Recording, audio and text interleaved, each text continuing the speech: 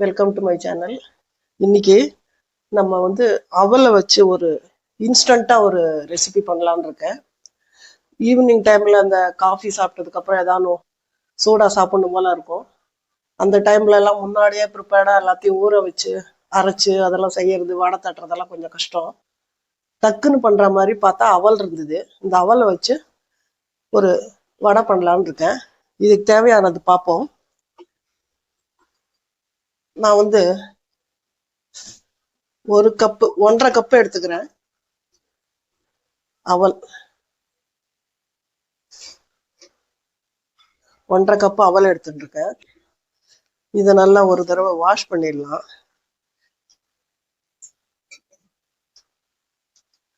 இது பாருங்க, தண்ணி கொஞ்சம் கருப்பா வரும்.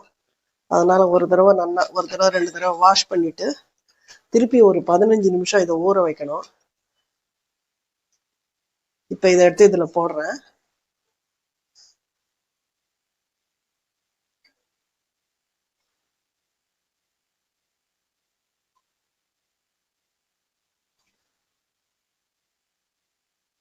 இதை கொஞ்சம் தண்ணி ஊத்தி இது ஒரு 10-15 நிமிஷம் ஊற வைக்கலாம்.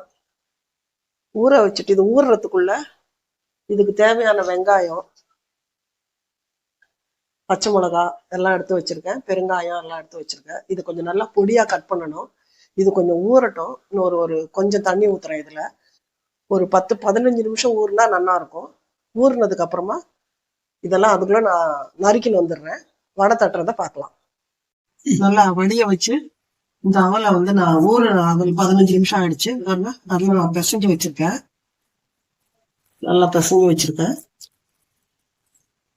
வெங்காயம் நல்லா பொடியா நறுக்கியிருக்கேன். நல்லா பொடியா நறுக்கணும். அதே மாதிரி பச்சை மிளகாய் 3 பச்சை மிளகாய் நறுக்கியிருக்கேன். கருவேப்பிலையும் நல்லா கட் பண்ணி வச்சிருக்கேன். கொஞ்சம் அரிசி மாவு, 2 ஸ்பூன் கடலை மாவு, 2 ஸ்பூன் அரிசி மாவு, உப்பு, பெருங்காயம். நான் கெட்டி மோர் எடுத்து வச்சிருக்கேன். ஒருவேளை இதெல்லாம் போட்டு பிசையும் போது தேவைப்பட்டா தண்ணி ஊத்தாம கொஞ்சம் மோர் ஊத்திக்கலாம் அப்படின்னு எடுத்து வச்சிருக்கேன். தயிர் இருந்தாலும் தயிர் ஊத்திக்கலாம். இது கெட்டியா இருக்கிறதுனால இந்த மோர் எடுத்து வச்சிருக்கேன். 15 நிமிஷம் ஆயிடுது. அவல் நல்லா ஊறிடுது. இது பாருங்க, நல்லா நான் பிசைஞ்சு வச்சிருக்கேன். அவலை வடிகட்டிட்டு ஒரு 3 வெங்காயம் நல்லா சாப் பண்ணி வச்சிருக்கேன் பொடியா, 3 பச்சை மிளகாய், அதுக்கேற்ற மாதிரி கருவேப்பிலை. நான் 2 ஸ்பூன் கடலை மாவும் அரிசி மாவும் எடுத்து வச்சிருக்கேன். இது 2 ஸ்பூன், அது 2 ஸ்பூன் எடுத்து வச்சிருக்கேன். எவ்வளவு தேவைப்படுதோ போட்டுக்கலான்னு. பெருங்காயம், உப்பு. நான் கொஞ்சம் கெட்டி மோர் எடுத்து வச்சிருக்கேன். இது இதெல்லாம் போட்டு பிசையும் போது தேவைப்பட்டதுன்னா தண்ணி ஊத்தாம இந்த மோரை ஊத்திக்கலாம் அப்படின்னு எடுத்து வச்சிருக்கேன். தயிர் இருந்தாலும் ஊத்தலாம். புளிச்ச தயிரா இல்லை என்கிட்ட, அதனால இது மோர் நல்லா கெட்டியா இருக்குன்னு எடுத்து வச்சிருக்கேன். இப்போ இதெல்லாம் போட்டு இதுல பிசைஞ்சிடலாம். பிசைஞ்சிட்டு இப்போ வடை தட்டிடலாம். இதுல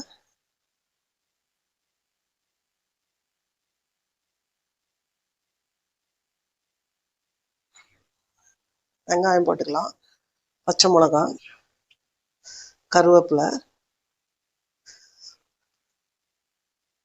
கொஞ்சம் பெருங்காயம்,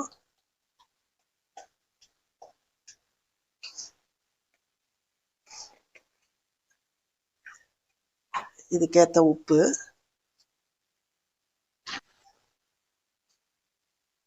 இப்ப இதெல்லாம் பிசைஞ்சிடலாம்.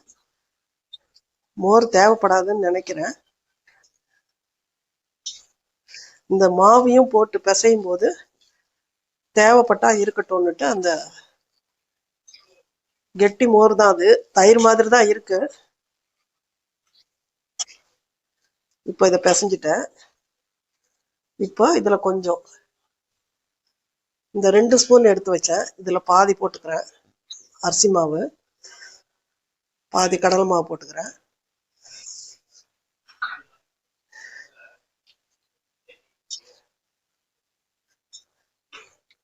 இது கொஞ்சம் ரொம்ப கெட்டியா இருந்தாதான் நல்லா இருக்கும். ஏன்னா இது தண்ணி விட்டுடும் இல்லையா, அதனால அவல் இந்த மாவெல்லாம் போட்ட உடனே கொஞ்சம் கெட்டியானா தேவைப்படுங்கிறதுனாலதான் தயிர் எடுத்து வைக்கிறோம். தேவைப்பட்டா ஊத்தினா போறோம்.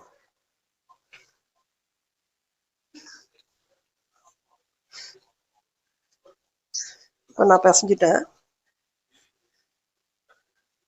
இதுல இஞ்சியும் பொடியா நறுக்கி கொஞ்சம் சேர்த்துக்கலாம்.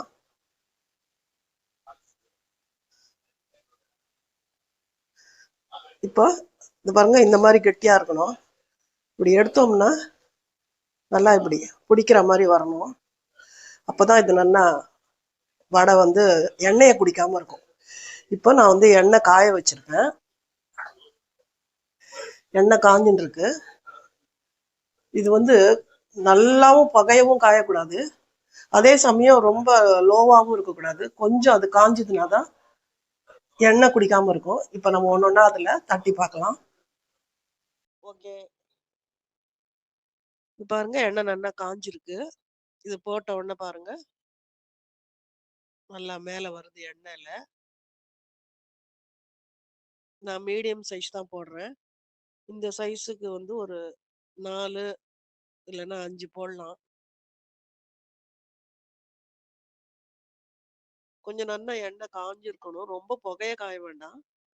கொஞ்சம் காஞ்சி இருந்ததுன்னா தான் நல்லது. எண்ணெயை குடிக்காம இருக்கு பாருங்க.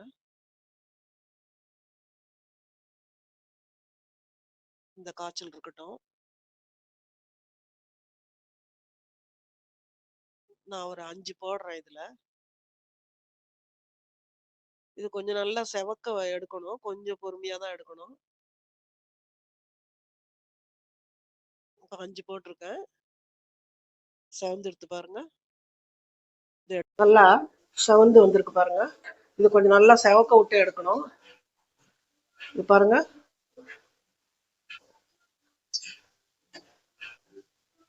நல்லா மொறுமொறுன்னு இருக்கும். நீங்களும் வீட்டுல பண்ணி பாருங்க, பார்த்துட்டு எனக்கு கமெண்ட் பண்ணுங்க. எப்படி இருக்கு டேஸ்ட்னு சொல்லுங்க. அவல் வச்சு நிறைய ரெசிபி பண்ணலாம். ஈஸியாவும் இருக்கும், இன்ஸ்டண்டா உடனே கொஞ்சம் ஒரு அவசரத்துக்கு ஏதாவது தேவைக்கு நிறைய ரெசிபி இருக்கு. அதுல நான் இன்னைக்கு இந்த வடை போட்டிருக்கேன். இது பாருங்க, நீங்களும் பண்ணி பாருங்க, பார்த்துட்டு எப்படி இருக்குன்னு சொல்லுங்க. என்னோட சேனல் உங்களுக்கு பிடிச்சிருந்ததுன்னா சப்ஸ்கிரைப் பண்ணுங்க. நீங்க அந்த பெல் பட்டனை கிளிக் பண்ணுங்க. அப்பதான் நான் உடனுக்குடன் நான் போடுற வீடியோ எல்லாம் உங்களுக்கு கிடைக்கும். பெல் பட்டனை கிளிக் பண்ணுங்க, எனக்கு சப்போர்ட் பண்ணுங்க. வடை எப்படி இருக்குன்னு எல்லாம் பண்ணி பார்த்துட்டு சொல்லுங்க.